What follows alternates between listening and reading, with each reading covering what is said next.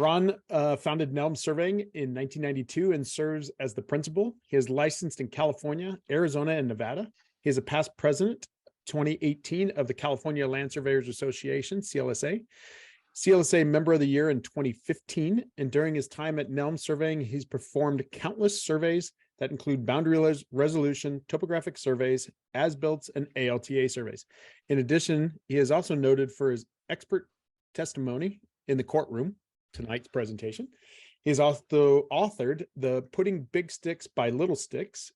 He has been gifted 4 grandchildren, and for recreation, he likes to play tennis and pickleball and enjoys reading and writing in his spare time. So, Ron, I appreciate you jumping back on tonight. I know you were in on the last couple of sessions with John Stahl and kind of listening in on the background. So it's, I think, as I kind of put in the email, right, not all conflicts can be resolved. And so here we go. Now we got to go to court, and we'll kind of see the do's and the don'ts of getting ready for expert witness testimony. So I love it. Yeah, not all conflicts can be resolved in California, especially. We seem to be the top in litigiousness.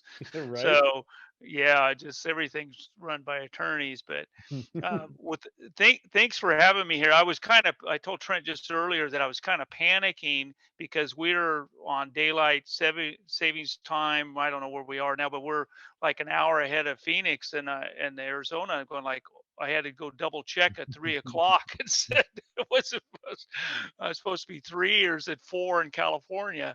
Right. And fortunately it's Pacific time. So glad to be here. And thanks, Trent, for allowing me to come and share my thoughts and in this arena. I'm going to assume that this presentation is that you have never been in a deposition or you have never been in in a testimony or a courtroom. I'm going to assume that at this time to kind of go really back at the basics. And those, I know that some of you have been in, and so please chime in anytime. I'm more of a workshop format where we do like a round table. If you have some things to share, please do so.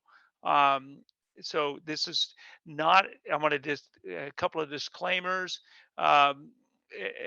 is that I'm not an attorney. so my first thing is not an attorney. So there's not legal advice. That's the first thing I say a lot to clients and others. I am not an attorney. I do not give legal advice, but here's some options possible. And yes, I was listening to Mr. Stahl's presentation, and I always enjoy it. I was to his couple of sessions of his, but probably 5-10 years ago. Not dating myself, but has some great ideas of what to do and how to stay up, and I have used those in my practice. So these are just my thoughts, and I find sometimes you're going to get a called to be either an expert or you're being deposed for whatever reason, and it might seem a little scary, but I find it a little bit exciting because it means that I got to know my stuff going in, and so a lot of us don't want to be entering into conflicts per se, but it happens. It's sometimes you're just called in. So you can see my screen if I click. My screen being scared? You can see shared. We're still on your first slide. So okay, but you can see the first slide clearly. Yeah. Yes, sir. Okay. Yep. Okay. There's your cursor. Yep. Okay, so now I'm going to go to the next one. Some of the resources I cite here, there's a whole bunch of other items, but this is ones that I used. Is of course Black's Law Dictionary. If you don't have one, get one. Get the latest edition that they have, and so you know the legal terms of when you're going through this, or when you have to go if you're deposed or if you're go as an expert. The other one is How to Excel During Depositions. I found this one really informative just to read through. Now, Logic for Lawyers that seems counterintuitive a little bit to me. So for a lawyer to be, some logic that's put in place, but it's a good one. And of course, and how to excel. The last one I have is excel during cross examinations. So have your library, and I would recommend getting books, getting things of what you expect, how to propose. And a lot of the stuff I'm about to present came from these books. Um, there are several types of testimonies that you might be a defendant. So, and if you might be being sued because you staked something wrong, or they're accusing you of whatever. Um, Typically, you might be have to defend your case. You might be a plaintiff. You might be suing somebody and trying to rectify, because whatever reasons you did this job and you want to get paid, for example. Um, you could be a witness. Um, I was called, there's a difference between being an expert and a witness. Expert, we'll get into that in a minute, but a witness is you're just testifying to what you saw. It gets a fine line. I remember I was deposed to show up and not paid, okay, to show up and just merely say what I saw between two between my client and the neighbor. Uh, there was a encroachment issues that were taking place.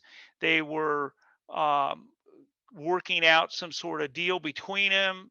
I was kind of standing back, not just kind of just listening to what they had to do. And the neighbor happened to be an attorney, and I found it kind of, she happened to just say, "Hey, we'll get this, my client Joe, let's call him. Hey, Joe, we'll get this figured out." And he was an elderly gentleman. He's probably in his late 80s. She was probably in her 40s or 50s, rather attractive.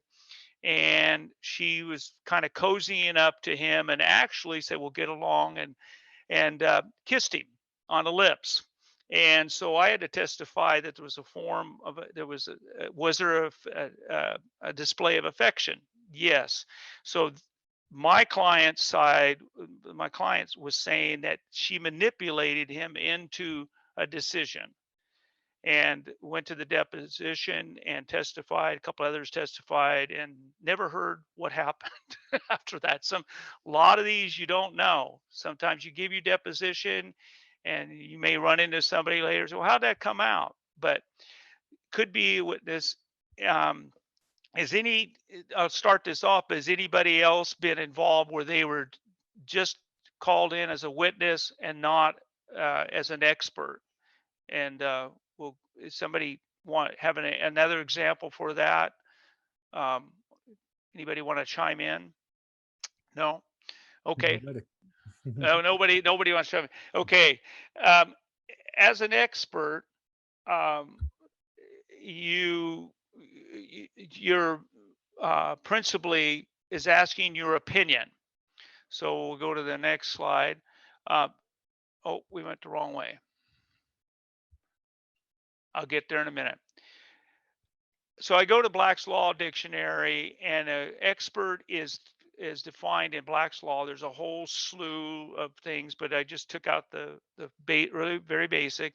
Witness qualified by knowledge, skill, experience, training, or education to provide a scientific, technical, or other specialized opinion about the evidence of a fact issue. So it's your opinion, it's a fact. You're stating facts from your specialization. Uh, Going to California law, since that's where I'm at, it says a person is qualified to testify as an expert if he has special knowledge, skill, experience, training, or education sufficient to qualify him as an expert on the subject to which his testimony relates. Against the objection of a party, such special knowledge, skill, experience, training, or education must be shown before the witness may testify as an expert. Witness special knowledge, skill, experience, training, or education may be shown by any otherwise admissible evidence, including his own testimony. That's the definition of in California. Arizona is similar. In a civil or criminal action, only a qualified witness may offer expert opinion testimony regarding scientific, technical, or other specialized knowledge, and the testimony is admissible if the court determines that all of the following. And it lists a whole bunch of different things.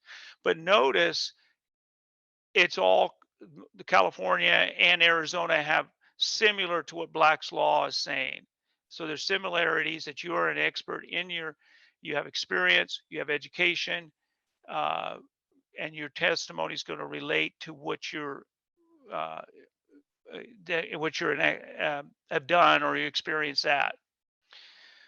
Um, some some have keep me apprised if there's something in the chat there. Okay, okay. Um, the, the types of courts that I found, and please, if you know of some other types of courts that you might be involved in, uh, please tell me. But these are four that I came up with. You might be a criminal courtroom, um, you might be civil, which is and tribunals.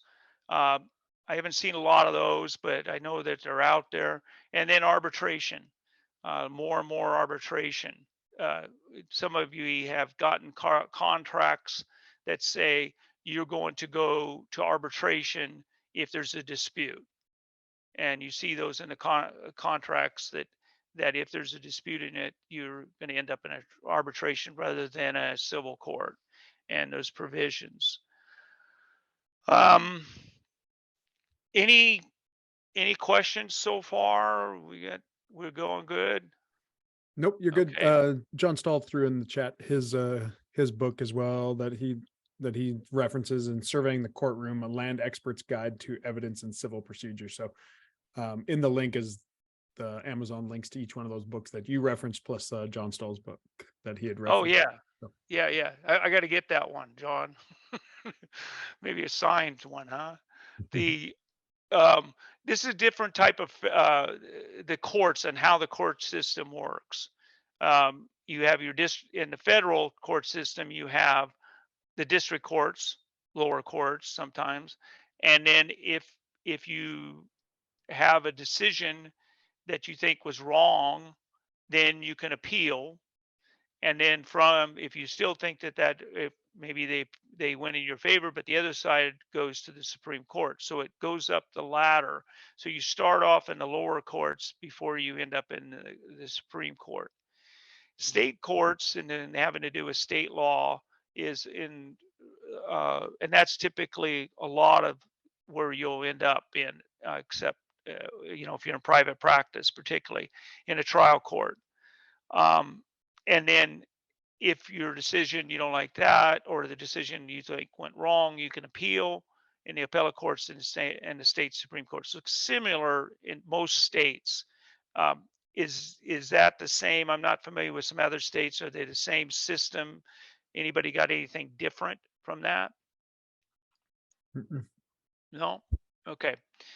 Um, now, um, if you don't interject, this is going to go real quick. So because so I need comments here coming in.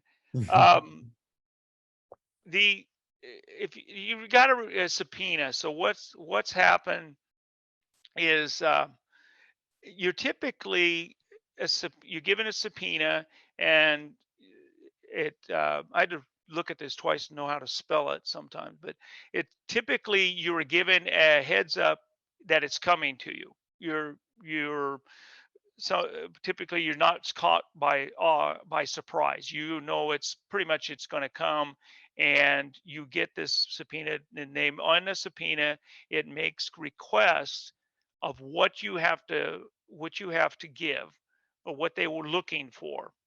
So let's I'm going to look at the definition of a subpoena. It's a writ or order commanding a person to appear before a court or other tribunal subject to a penalty for failing to comply, to order the production documents or other things by subpoena. This is out straight out of Black's law.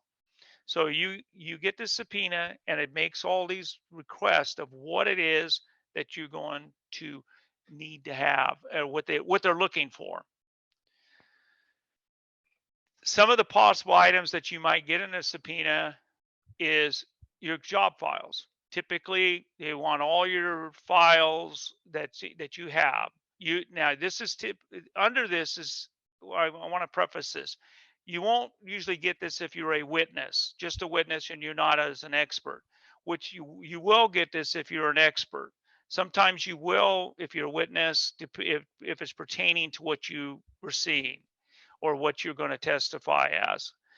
But this is mainly what you'll get hit with, or not hit. You'll get a subpoena, and you're an expert, and they're going to try, and they want these things, all your files, your job files, your billing files. They may request that as well. And most of the time, they're just very broad. I mean, they want everything. They want email correspondence. They may list that. Your journals, if you have a journal that you have that kept on the job. Your phone logs. Who did you correspond with? Um, and then now, once you receive this, you can decide whether you now in my state, I I can decide whether I want them to leave my office or not. If you don't, they oftentimes will bring their copier and show up at your office and copy what it is they need, and you provide those. So, um, is there?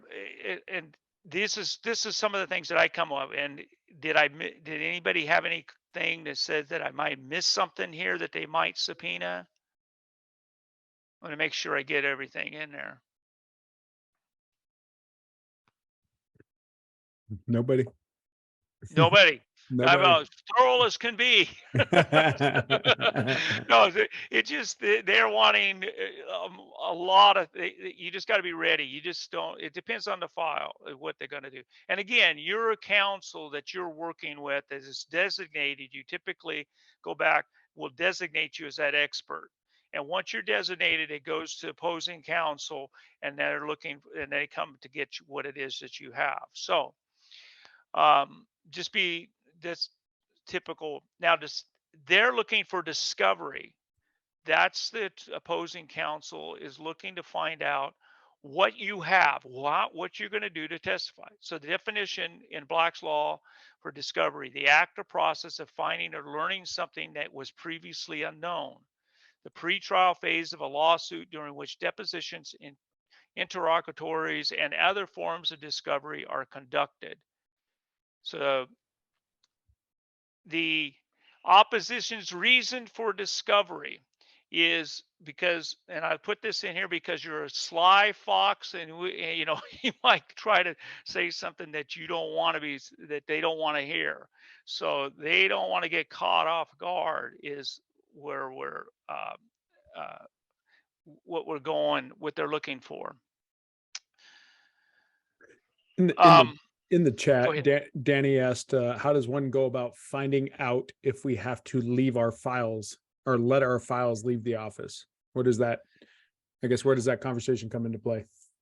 Yeah, what I have seen is that in a subpoena, it will tell you need to give us your files. Now, and it'll explain, it'll say, if you wish to say, I don't want my files leave my office, you just state that. So you make arrangements for them to come over with their copy machine. They use their copy machine, and then they start copying, and you're basically stand over. It's a chain of custody issue. So some people get real picky in whether they want their files to go out or not.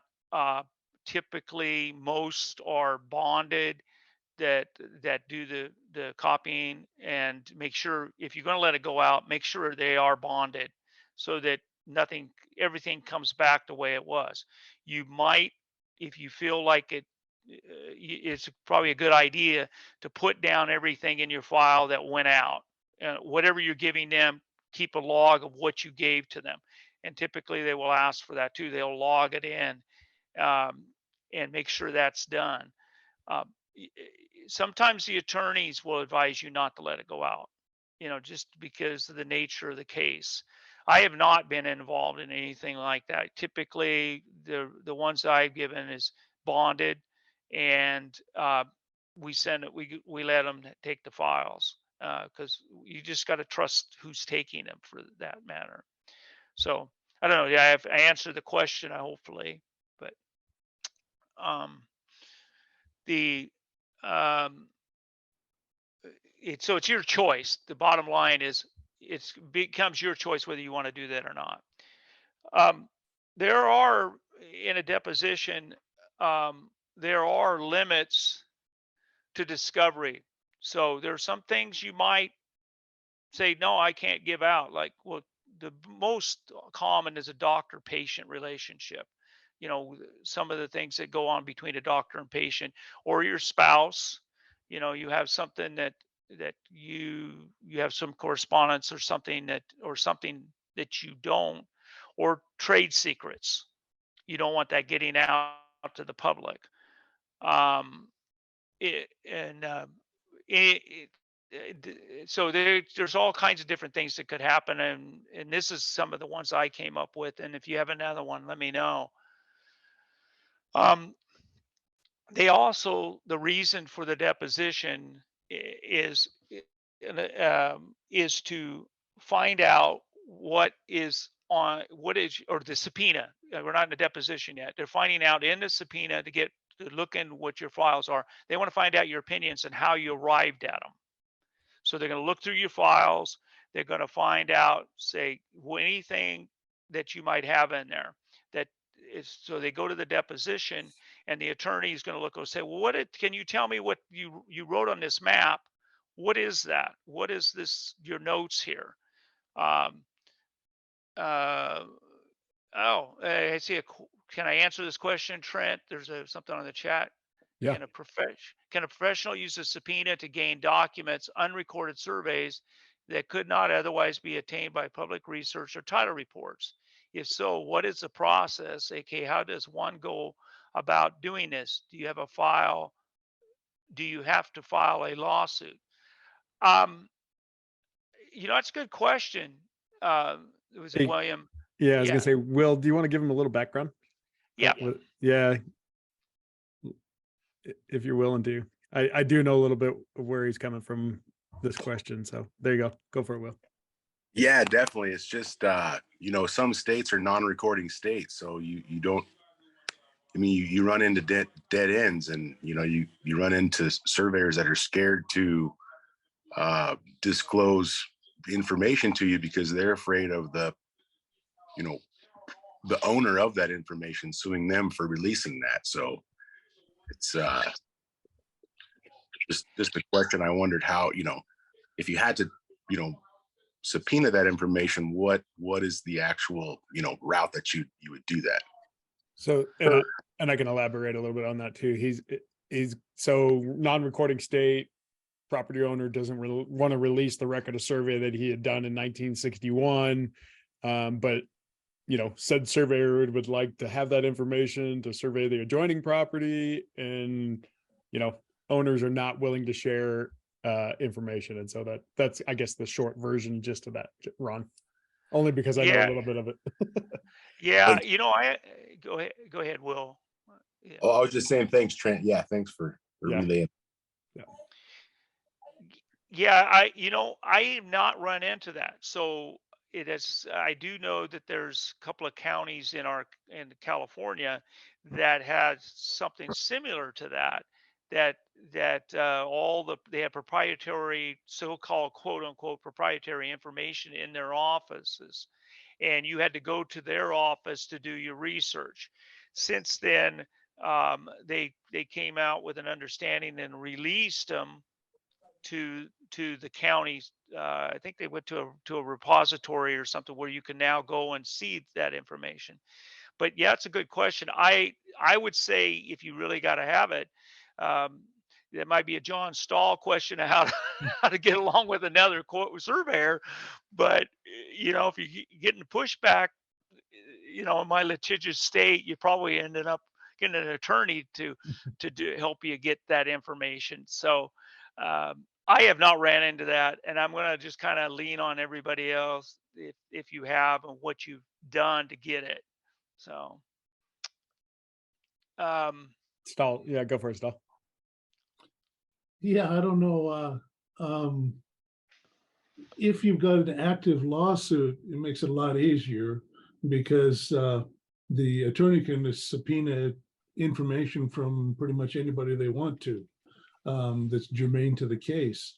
So if you're in a lawsuit and you need to copy the survey and somebody's with the surveyor or somebody else is withholding that information, you can certainly have your attorney file a subpoena requesting that information from that individual, and they put them on a witness list.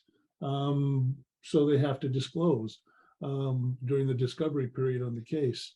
But if you don't have a case involved, it'd be pretty tough I think, to force a release of some kind of information to you, because all they got to do is claim that it's private information, and you don't get it. I don't know that there's much you could do to really force their hand, other than if there's some kind of a DOPL violation, a professional licensing division violation or something like that. You could maybe sick an investigator on them, but even then, I don't know if you can get the investigator can get them to release information.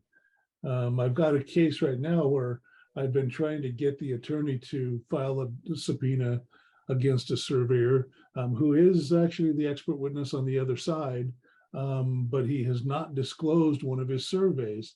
And so far the attorney has been hesitant to file a subpoena because under the rules of evidence, as an expert witness, you're required to disclose everything that you have and everything you know and everything you used, whatever you relied upon, what you used to formulate your opinions. All that stuff has to be disclosed anyway as part of the discovery process. So I'm not sure, without a lawsuit going on, what kind of a procedure you could attempt to make. I mean, boy, you'd have a hard time proving that that was absolutely necessary for you to have that information if you were to file your own lawsuit. Yeah, interesting. yeah. I know Will's been banging his head on this one the last little bit. So there you go, Will. So the survey is going to be the cheapest part of this whole thing. It's the lawsuits and all the other stuff to get the stuff you need. It's crazy. Yeah, No, I think I'd be taking a different approach though, and that is that there is a professional duty that surveyors have to one another to share pertinent information. Now we can't share information that is privileged information between you and your client, but the location of a boundary is not privileged information. The location of the boundary is something that's shared with his neighbor, and if it's necessary for you to, and there's this. That's why as surveyors we have one of the canons is to communicate with one another and to share information with one another. It's to the other surveyor's benefit to share that information with you as to the location of the boundaries or whatever evidence he had to determine the boundary from. And if you go that approach, well, now it becomes and I don't know, it depends on how your state is set up. We have a standards and ethics committee that all you do is file a complaint with the committee that the surveyor has refused to cooperate with you on a survey, and they'll get a letter from the standards and ethics committee wondering why and wanting them to come in and sit down and tell them why, get to the bottom of it. So, we don't have any statutory authority to do much about it, but if it becomes a failure to communicate, then we can turn that failure to communicate over to DOPL as a violation of one of the canons, an ethical issue. And then doppel investigators will get involved in as far as the refusal to communicate. So that might be a better approach if it's available. There you go. Well, I see a question there from Martina. It says, how many states are non-recording states? I know California is a recording state. We take it where I personally like record of surveys. You do a survey, you file something, and you put it on record. So, but I know there's some states that don't do that, but but I agree with John. It's you. Why wouldn't you want to give that information? I want somebody to agree with my decision, rather than come up with a counter. They would come into to what I'm decided to do. But yeah. George has got his hand up. Go for it, George. Yeah. Okay, so don't both sides have the right of discovery though? Yes, yeah. So if whether you're on the plaintiff side or the defendant side, absolutely, they both have rights of discovery. Exactly. So that way you're not just giving them all the bullets to shoot your case down. They've got to give you theirs too. Yeah. In fact, I get the opposing expert. I'll get to see their files and their information many times to go through it to see, and we'll go through this a little later. But sometimes, you might look at it and go, well, wait a minute, they got a good reason here, and you might want to rethink this a little bit. So yeah. Is it our job more in these kind of situations? We're the expert. We're advising the attorneys who know less about this than we do most of the time. Exactly. Yes, you're educating the attorney many times.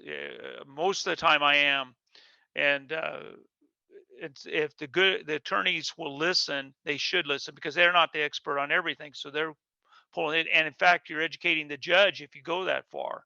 You're having to explain and communicate it to they understand it. So, and I see Texas is in a recording state. Now, ask Will how you know how that Texas is not a recording state. Is that by? Do you want to expound on that, or you already said it, Will? Oh. Yeah, I think we already covered it. Okay. Well, where was I? Okay, limits to discovery. Find out they're finding out your opinions and how you arrived at them. They want to know, again, your opinions on qualifications. They're looking to see if you're qualified. If you're predominantly construction staking and you have a boundary problem, a boundary issue, then they're going to look at it and say, well, haven't you worked to the last 25 years in construction and now you just started doing boundary? What makes you an expert? Or vice versa. Your area of expertise, they're going to look at that and see if you are qualified to do. They're also going to probe you for bias. That little old lady grandma that you've grown really affectionate to, and you like her, and you see that the neighbor's intruding on her and taking the property from her, so you're trying to defend the widow.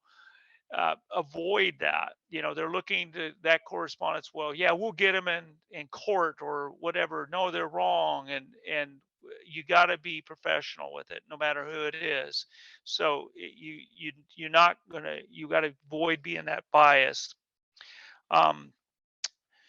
That all your factual assumptions, because you're basing it upon facts of what your decisions are the foundation of your opinion. So you're taking facts. Where did you get your information? Where did you do your research? Who did you talk to? That they're trying to see how the basis of your foundation of your opinion, and they're just gathering information. They're going to take everything and they go through and critique it as best whatever they can find. Um, and they're going to take and possibly take your opinion and use it to help their case. So you have put a note on your map or something, or you made a little note, and they're going to say, well, isn't that this opinion, and use that for their benefit. Their job is to, I use it a harsh word, but maybe discredit your testimony, get you not as an expert, so they get you out as an expert, or use it against you, use it for their case. Anyway, um, uh, they might even try to intimidate.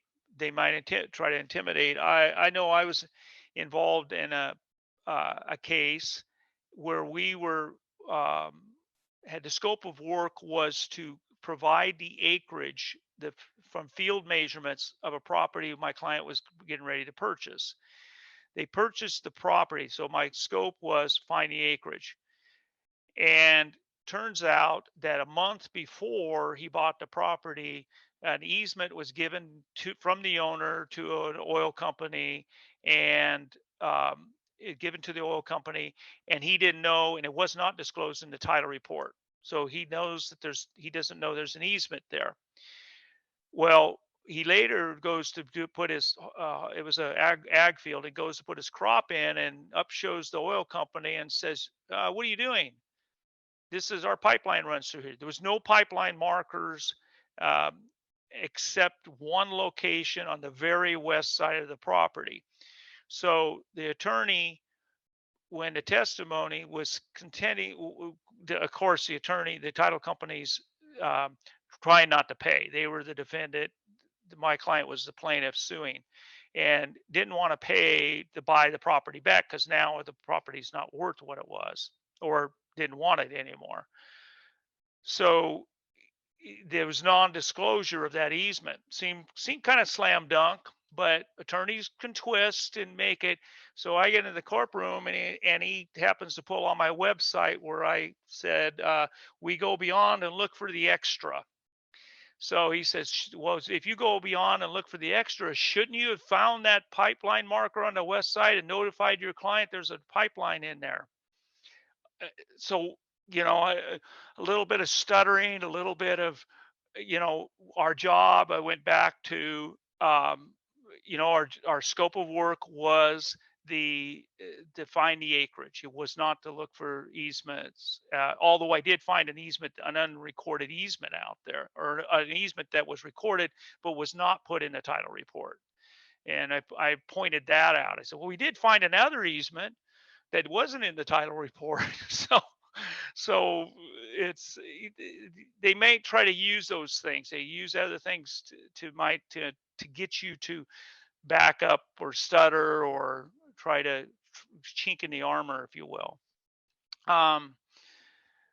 They are just trying to learn as much as they can about your case, about their opponent's case. That's what their job is. Now, you're getting ready to go to the deposition, and there's some language or definitions that will be used, and it's important to know what these are. They will use the definition of you'll hear it, stipulations, and you probably already know that, but just to keep it formal and keep everybody on the same page, Black's Law Dictionary says it's an agreement between counsel regarding facts or procedure. In many jurisdictions, counsel will start the deposition, agree to the usual or standard stipulations. For example, we are going to stipulate that this expert is an expert, that they know what they're talking about. We're going to say we accept them as the expert, and we stipulate that. It could be other types of stipulations. Somebody help me here. And what could be a stipulation? If you've been in the court, what could possibly be a stipulation? Feel free to chime in. Nobody? Okay. Well, then I'll go on. So, an objection. You'll hear this, and you hear this in your deposition. it's a formal statement opposing something that has occurred or is about to occur in court, seeing the judge's immediate ruling on the point. Now, in a deposition, there's no judge. So when you go into the deposition, you're just walking in and it's just you, typically you, your attorney's on your side, not necessarily your attorney, but attorney on your side, and the attorney for the opposition, and the stenographer who's taking down all the notes, and um, there might be the other expert might be in the room too. So just to hear what you're having to say. So you might hear, if you're in a deposition and you're giving your testimony and you hear objection by your attorney or the attorney that's on your side, I keep saying yours, not necessarily yours, but your client's attorney, pay attention to that. Don't gloss over it. Don't try to answer it quickly. Pause, try to understand why he's objecting. And because sometimes they'll say, oh, it's irrelevant, or he's already stated that. It could be a number of different things, but pay attention to what that objection is. Sustained. Now, this is more in a courtroom. You won't hear this in a deposition, but the judge will say, well, it's sustained, meaning to substantiate a court. I agree with you that this objection is valid, is how I understand it. The judge could overrule, and you'll hear, well, no, I don't agree with your objection. I'm overruling, go proceed forward. They're going to reject it, the objection. Another term you'll hear as hearsay. The importance, this definition is traditionally testimony that's given by a witness who relates not what he or she knows personally, but what others have said, and that is therefore dependent on the credibility of someone other than the witness. So a question more is are maps that you did not prepare, could that be considered hearsay? So that's a question. No right or wrong answer, just a question of discussion. Anybody want to chime in on that one? Well, it's definitely hearsay. It's definitely hearsay. It was a statement made by others. But yeah, almost everything a surveyor uses is hearsay evidence. Everything we use to prove a boundary is hearsay evidence. But there's a whole list of exceptions to the hearsay rule. And that's what you have to find is, where am I in the exceptions, and where do the exceptions allow this map to come in? Mm-hmm. The ancient documents provision could be maybe the person who made the map is unavailable, witness is unavailable. Lots of different reasons like that you can get evidence into the record. Plus, I think we're allowed to take parole evidence. Say that again. I didn't catch that. We're allowed to take parole evidence as licensed surveyors in most states, anyway, at least in Nevada. Mm-hmm. Mm-hmm. And yeah, I have not encountered a parole evidence myself, but do you? I'm going to ask. Do you just document that, put that down, and say that as part of your testimony? If I was doing a boundary survey, for example, and I talked to an adjacent owner, and he told me that the boundary has always been the fence line, and previously it was marked by 2 iron pins on each end, but the pins are gone, I'd write that in my notes, and I'd possibly get him to sign it too if I could. But still, I would put that in my notes, and that would be part of their discovery, that I talked to this gentleman and this is what he said. Right. Yeah. Okay. I see a question. It says, does your client's attorney work with you on preparation or deposition? Yes, that's my next. I'll get to that in a minute, Danny. And then it's another question. Would be a question of argument on a case by case. Okay. Yeah. It would just. and I'll probably have to come back to you, Daniel, on that one. The deposition definition: a witness is out of court testimony that is reduced to writing for later use in court or for discovery purposes. So we talked about what you're going in, who's going to be in the room, and typically it's at the attorney's office that call for it.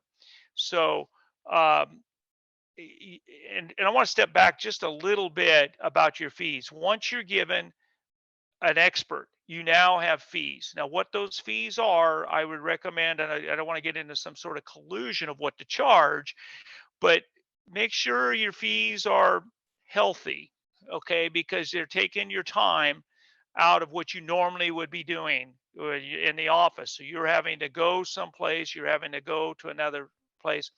Make sure in the deposition they have if you're doing a deposition, at the end of the deposition, they write you a check. A lot of people do that. I suggest you do that. You have that check ready at the end that they hand it to you before you walk out the door. So, because you are an expert, because it could be difficult to get later. Um, so yes, I think I'm going to answer Daniel's question here. Or no, it was a question here about do the conference with your counsel. Yes, you do. You have a conference with your attorney, the attorney on your side, and what to expect. What do you think they're going to ask? Now, they can't coach. They're not supposed to. I shouldn't say they can't. They're not supposed to coach you on how to answer. That is your opinion. You answer it what you think is the way to do it. I have not had an attorney told me how to answer the question. They've told me what to expect. They are going to ask you this. I think they're going to ask you this. They seem to be focusing on this. Those are things that the attorney was, and they'll also tell you if you're being deposed. Now, if you're being deposed as an expert, they'll tell you also too. And let me back a little bit up. Is that your party chiefs, your chainmen, or if you're a party chief or a chainman, you could be called in as a witness. Maybe not an expert, probably not, but they could be calling your staff in as a witness. They were there on site. I've had that occur where my party chief is called in as a witness on the case as well. So yes, you should talk to your attorney. And this is where you can educate your attorney on what you found. And it's not to say coaching him or her what to say, but you're telling them how you arrive in at your opinion. And a lot of times that attorney will pick up on it and ask the right questions. Make sure your CV. Now, CV, for those who don't know, is a curriculum vitae. It is similar to a resume, and correct me if I'm saying something wrong here, but resume is more about your work history, what you're doing, and you're trying to get a job. Where a CV is you're trying to show what your experience is and why you're an expert. So you focus more on, I've worked on these type of jobs, where resume is more like timeline. I worked here from this time period to this time period. Whereas a CV is more on I have worked 10 years in the construction industry, or I've done these type of testimonies, or you're citing more of exact why you are an expert in this area. The last one is make sure, know the important dates. Very, very important that you know what dates you're going to be able to go. You don't want to show up late. You want to arrive early so you can get the lay of the land, because especially in a depot. Sometimes these offices that you go into might be a high rise, or it might be complexes where you get in there and you're going, I thought it was room suite D. Well, it's not. It's over here on suite some other J or something. And so arrive early so it's not so you know where you're going. Practice, master your facts, and go over them by practicing, especially if you think you're going to be videotaped. you just look at yourself in a mirror, have somebody watch you as you prepare for maybe possible questions that you might get. Know your material. That's the best I could tell you, is that you just practice going, okay, well, this is it, what you might anticipate what those questions might be. Some people write it down of how I'm going to answer if I'm asked this question, because you really don't know what the question is going to be asked until you get in there, until you're in the depot. Know where your documents are in your file.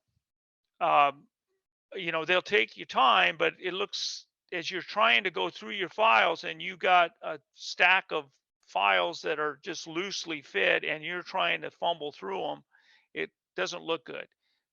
Categorize them, put them in little files of whether you're in your field notes, your documents, your maps. Have them ready so that you can quickly pull them out, rehearse where they are, know your file. I can't emphasize that enough, to know where you're going to go if they call. Especially now because of the subpoena, they'll give you a map a lot of times, or give you something that you have in your file already, and they're going to produce it to you, and they're going to say, why did you write this? What's this little note over here?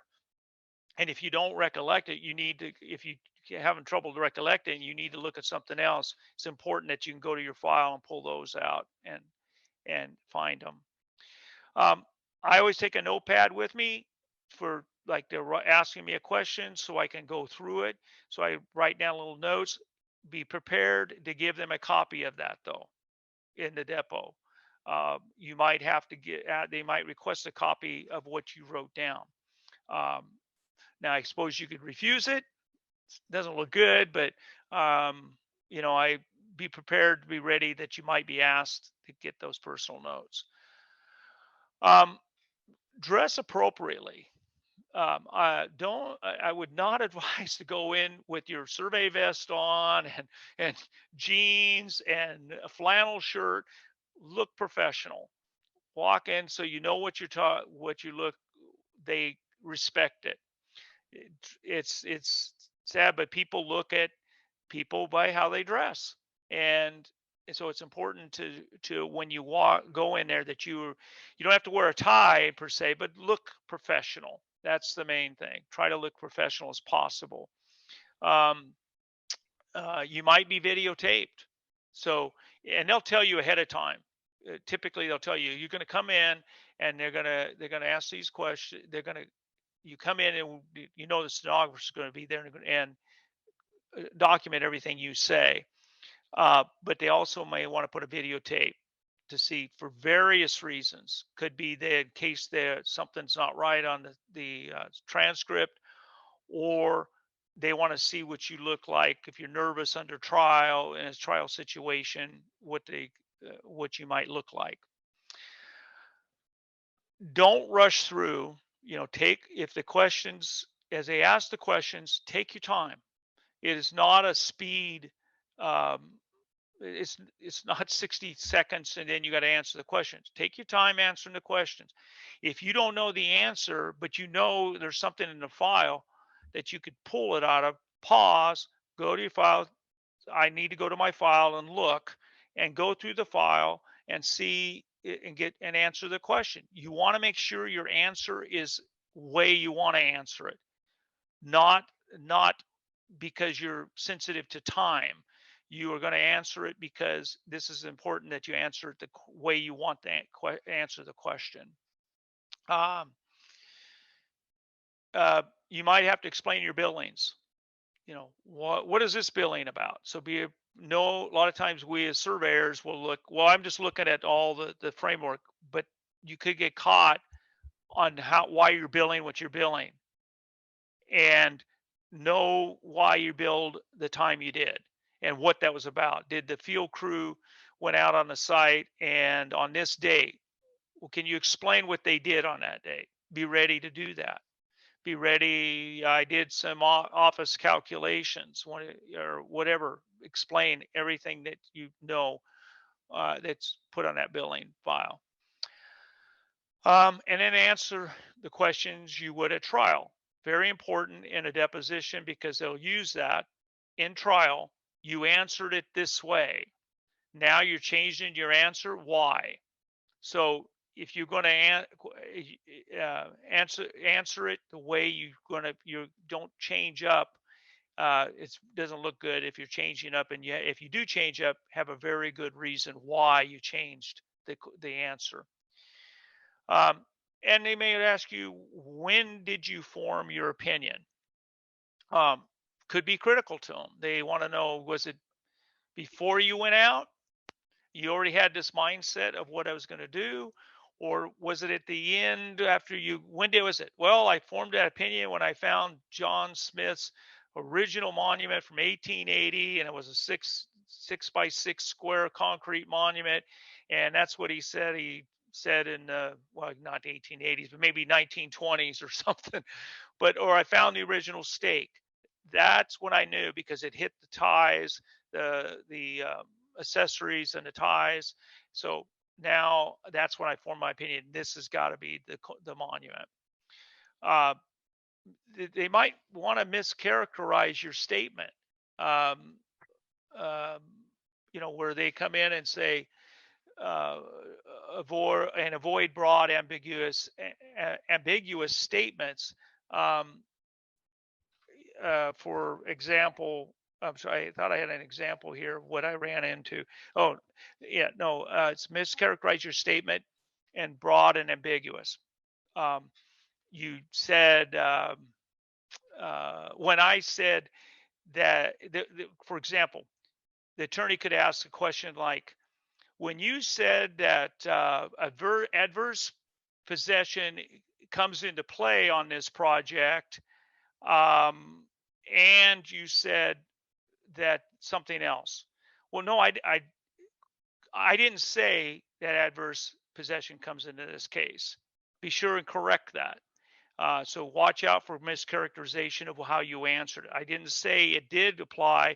I said it could apply. Make sure you correct those things. And this one's the catch-all questions. This one is, they're trying to, do you want to add anything at the end? Do you want to add anything?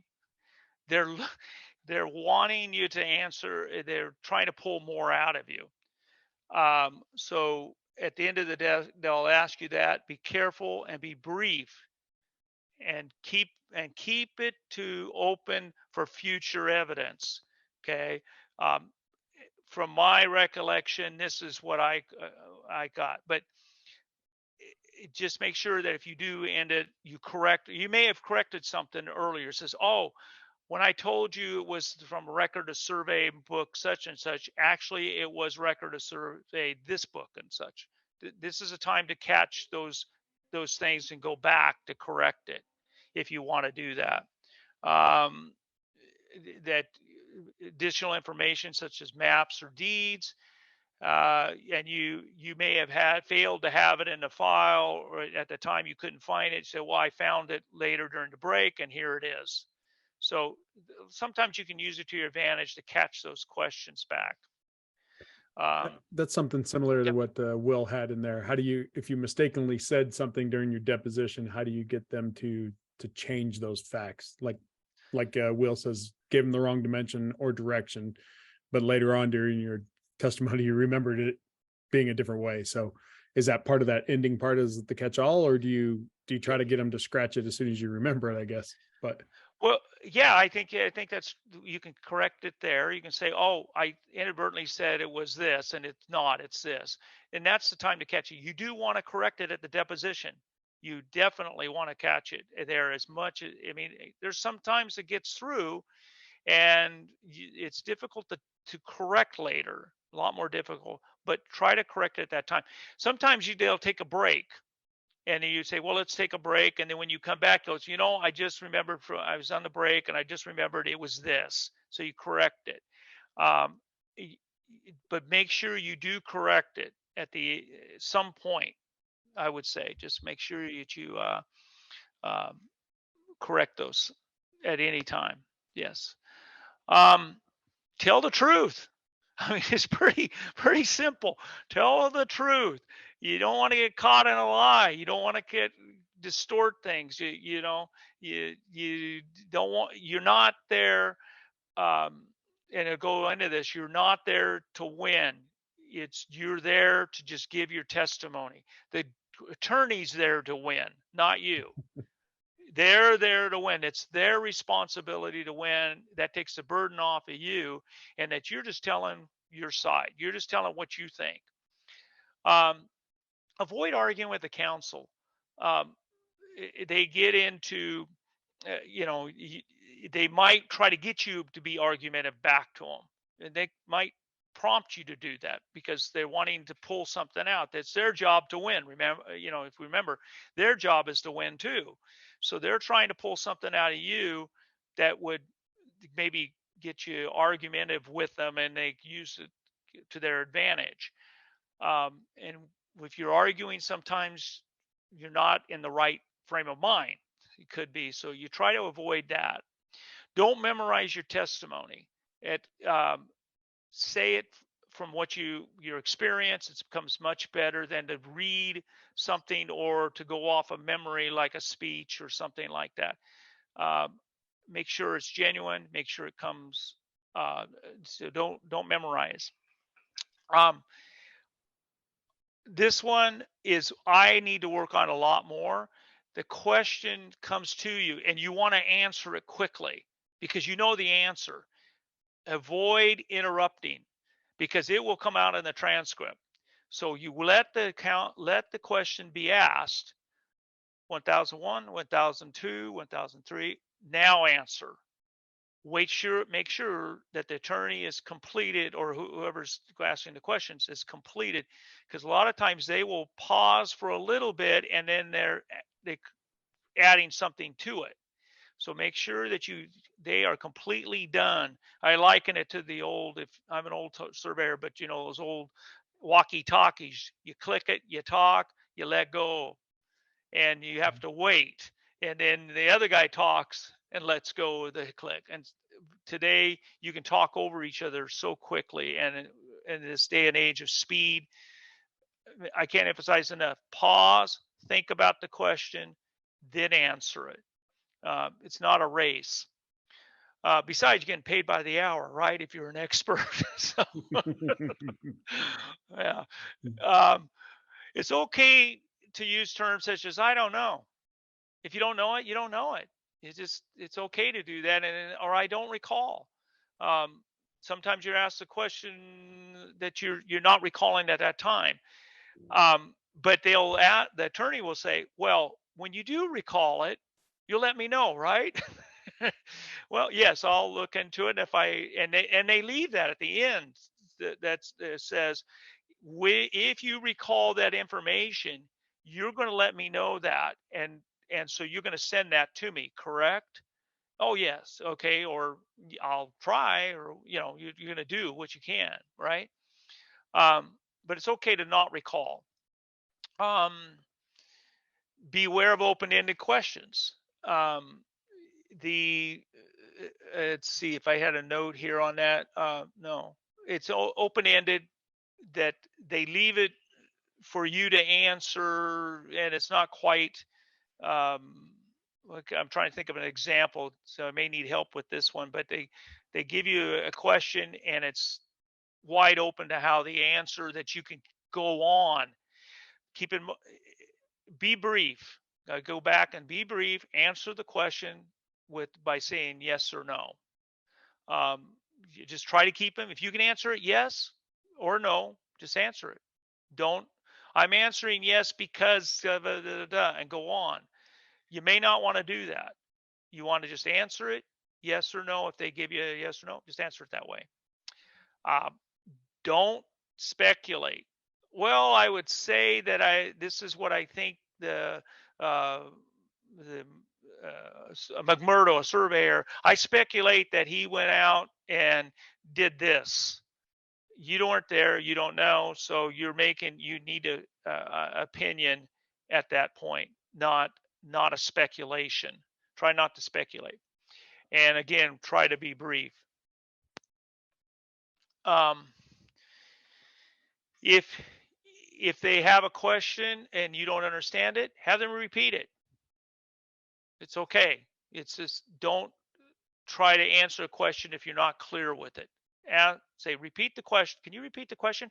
Or sometimes the attorney, your attorney on your side objects. It says, it's speculative, it's leading or whatever, and go. And so they come back and they say, okay, it's sustained. So they go to ask the question, and you say, can you rephrase that question? Can you give me a rephrasing of it?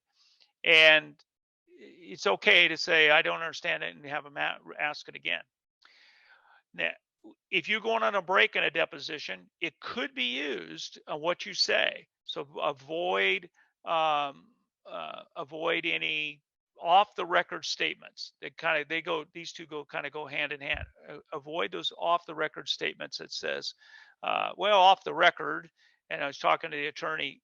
If you know the other attorney, opposing attorney, well, how's the wife? How's the kids? Keep it to that. Don't try not to discuss the case at all in between. This is this one here. I have, you get at the end of it, you'll be given a transcript. You got to sign that transcript. When you go through it, you have to try to avoid changing any part of your testimony. Try to keep it to spelling or punctuation. Instead of the Arizona Land Surveyors Association, ALSA, I put it down, they typed it down, ASLU. Well, I meant it should be A. So you correct the spelling, because the stenographer doesn't know. So those type of things, stay to that. And I'm always amazed, don't be alarmed, when it comes back on the transcript and you start reading through it, you will say, I don't know anybody that's perfect English have not said, I don't talk like that. How in the world, where did they get that? But you do. There's there's ahs, and they put down everything. So it just, don't be surprised if it's comes back not way you think you talk. And then now after the depo, sometimes the depo it's done. Sometimes I've been in this where the testimonies and the opposing counsel, or the counsel goes, we're going to settle. So you don't go to trial. So not all depositions end up in trial. Some of them are they don't end there. But if it does, and you can't go to John Stahl's school of remediating everything, then you end up in trial. And the attorney will start with your qualifications and say, unless the opposition stipulates. I get it. I had one where I was an expert for an attorney, and the plaintiff, and it was the defendant I was working with, the plaintiff's attorney, was currently doing testimony for them as well. So their side, both of them said, yeah, we trust his testimony, so we'll let him go in. Or it could be other stipulations, but they start with that basically in your qualifications. Stay with your expertise. We talked about that earlier, is that if you do construction staking and you're in there for boundary, you may want to rethink it, or vice versa. Stay with what you're good at.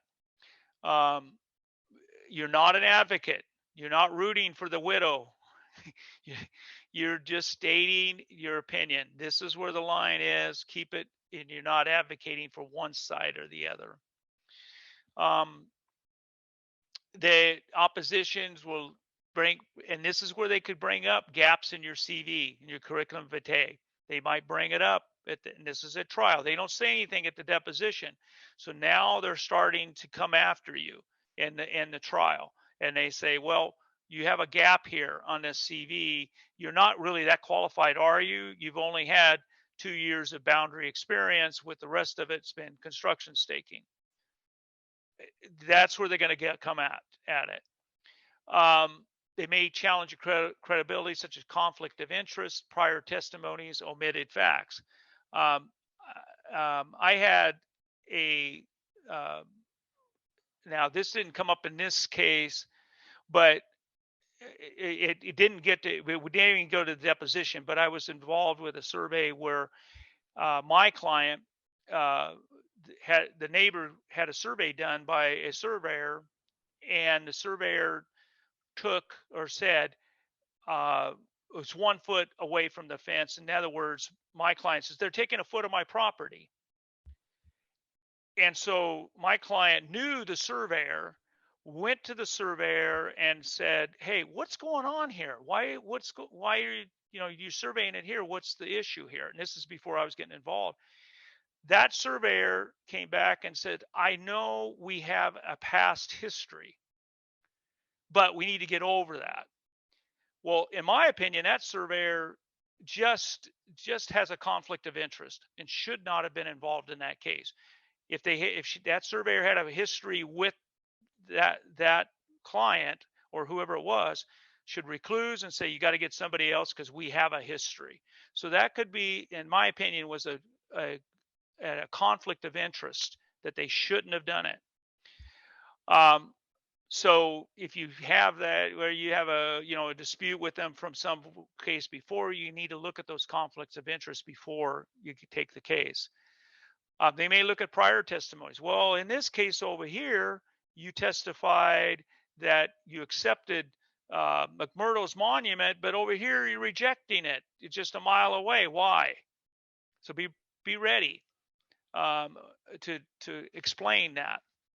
Avoid hypothetical questions. They're great at those hypotheticals. Attorneys are. Well, if that was let's say that wasn't, you didn't find it, that monument, but what would you take it over here? Well, that's not the case. I found it. It isn't some sort of well, what would I do if I didn't find it? I found it. So avoid those questions because they can lead down a rabbit hole really quick. Trick questions. Yes or no. They want you to answer yes or no. Now the attorney, instead of leading you out and pulling you out to ask it, they just want you to say yes or no. For example, a couple of examples. One is when you said that prescriptive rights could be a possibility here, or you said prescriptive rights takes place here, and your mom is your spouse is the most beautiful woman you ever saw, and your dog is a great. And so if you answer yes to all of that one question, you answered yes to all of them. So be careful on those trick questions. You gotta no. Wait a minute. I didn't talk about prescription here. When I said prescriptions, clarify it. Forget mom, the wife, and all the other questions that they bring up. Let's deal with them one at a time. One that I had in the witness stand was the guy, we're doing a survey in section 9. The attorney said, "Well, you're only surveying in section 9. You're not surveying in section 10. Is that correct?" Well, no, counselor, it's not. That's not entirely correct because the east line of section 9 is the west line of 10. So I was surveying in 10 because they're the same line. And I'm going to ask you again, he says to me, is it true that you're only surveying in section 9 and not section 10? And so I answered the same way. And then he said, "I'm going to ask the judge to hold you in contempt because you're not answering my question." Well, at that point, our attorney says objection, and so the judge said yes, sustained, and he's answered your question. It is the same line. So it was a leading question. It was a trick, trying to trick me into saying no, we weren't surveying in section 10 because the line in question was the east line of 9, which is the same as west line of 10. So trying to get my testimony in a different, so I wouldn't be surveying section 10. Let's see. Trick question. Okay, to ask for question to be restated. We kind of talked about that before. And then citing other experts' opinion opposed to yours. They may say, "Well, this expert over here Trent Keenan, who's a great surveyor, and he's just right on top of it. He's opposed to you.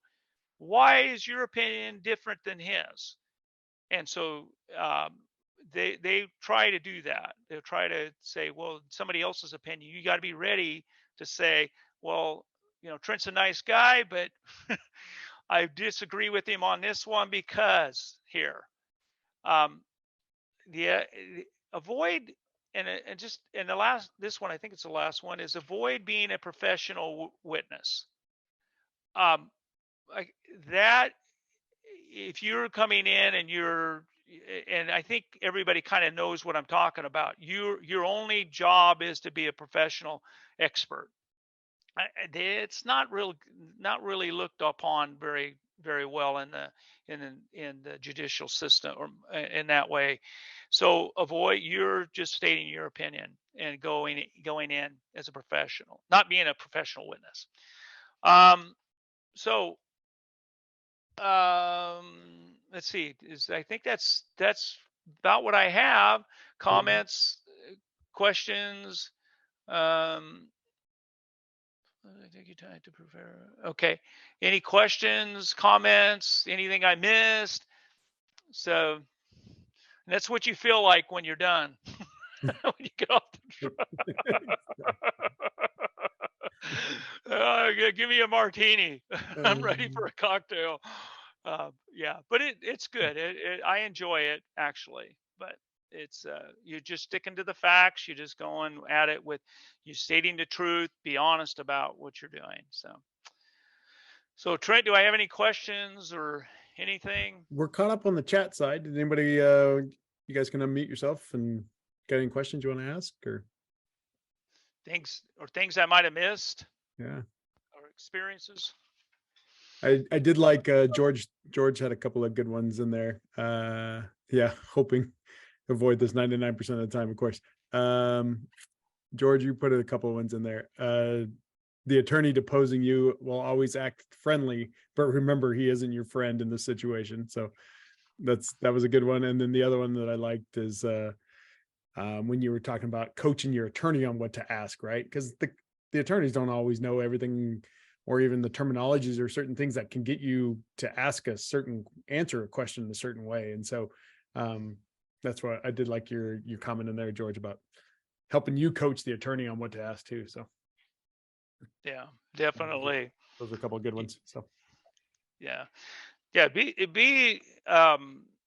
You need to be ready. Like I said, you got to know you're going to be educating people and know how to do it. Be a communicator, and it'll be better. So Tyler says, could I ever be obligated to serve as an expert witness, or can I always decline? So I think yes, you can decline if you don't want to do it. If you don't think you for many reasons, now you may be called in, such as if you're a party chief on a trial, you call in as a witness. Now you may be able to decline as an expert. But like I said, as a witness, if you were there on the site, like the one I gave about the terms of endearment, why she did that, it was done at that point. But you may be called as a witness, and there's nothing much you can do about that. But as an expert, yeah, you can decline. It's conflict of interest, number of things that you can do. I mean, I would think, I don't know of any case where you can't decline being an expert.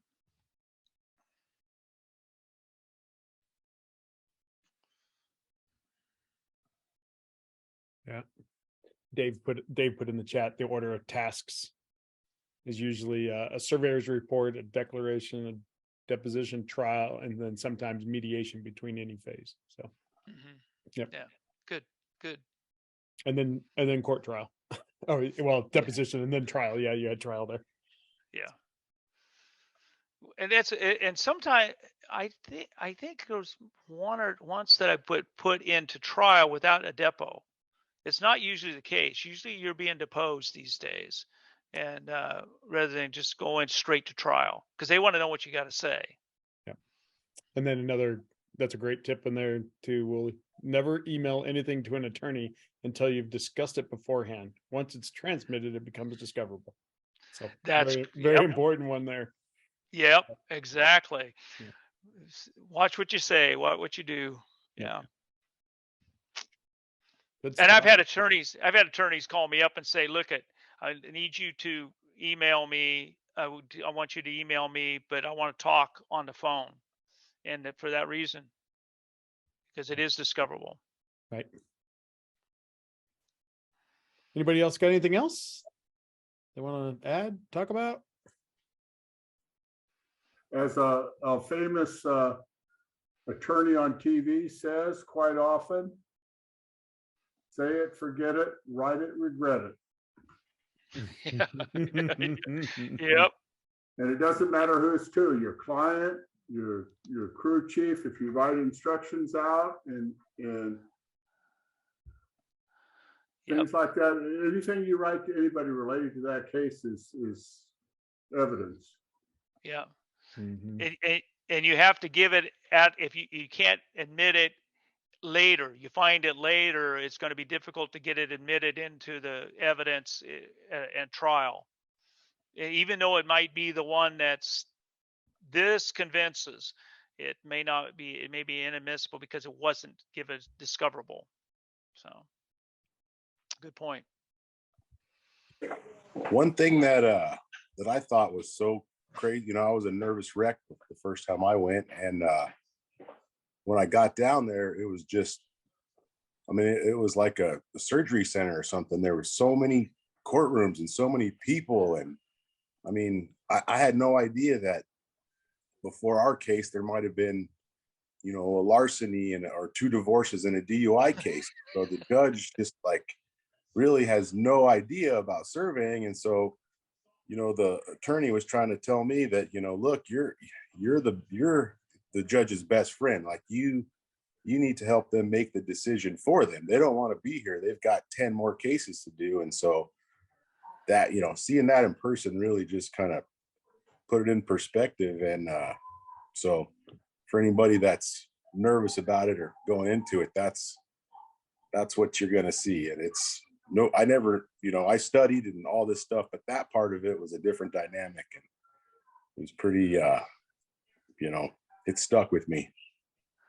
Yeah, there's some places where you can actually go in before trial. Not a bad idea is to go to a courtroom to see how it works and see the lay of the land, especially if you think it's going to be in that courtroom. Sometimes you can't because it's different, but it's not a bad idea sometimes to go to the courtroom ahead of time and and check it out.